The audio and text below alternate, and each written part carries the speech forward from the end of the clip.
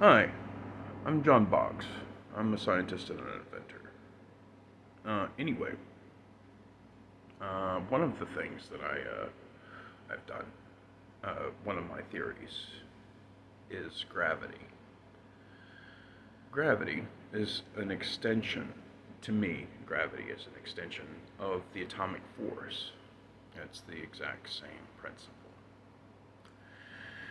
See, okay, admittedly, once an atom gets over a certain size, it starts to break. The core starts to break down, supposedly.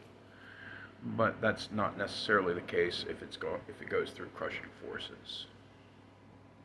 So, and I believe that the core of every single planet and every single planetary object has an atom core, and there's an electron shell surrounding every planet, and there seems to be it's there seems to be like the shuttles have to go through this plasma shell any time that they're taking um, off when going up the rockets. If you've ever watched the entire thing, the live effect, there is actually a plasma shell or an electron shell. Anyway, there's an electron shell around the entire galaxy, or around the entire galaxy from the black hole, and there's an electron shell around the entire solar system from the sun. They call it plasma, but it's an electron shell. Anyway, right down to the small atoms themselves, the same force holds everything together. It's not, there's not any new force or anything like that. It's basically the same force in different forms and variations.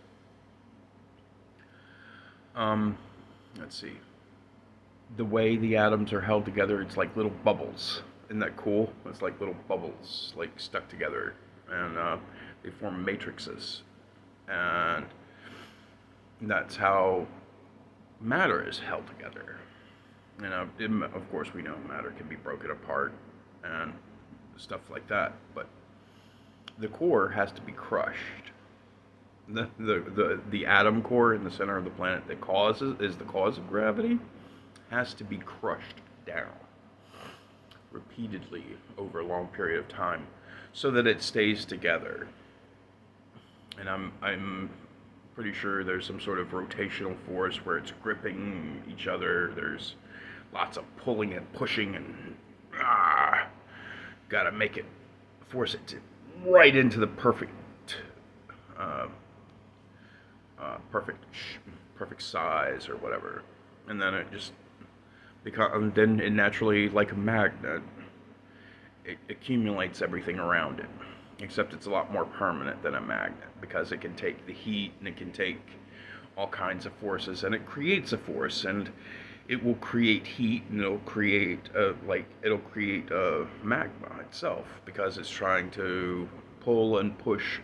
It's pushing away the electrons and pulling the protons, and so it's trying to rip the atoms that settle onto it apart. But it doesn't have the kind of force that it had to have to in order to create it in the beginning. So it never quite accumulates more protons and neutrons. It just doesn't happen that way. It doesn't have enough force. You have to crush it down. Anyway, this is basic gravity field theory. This is my basic gravity field theory.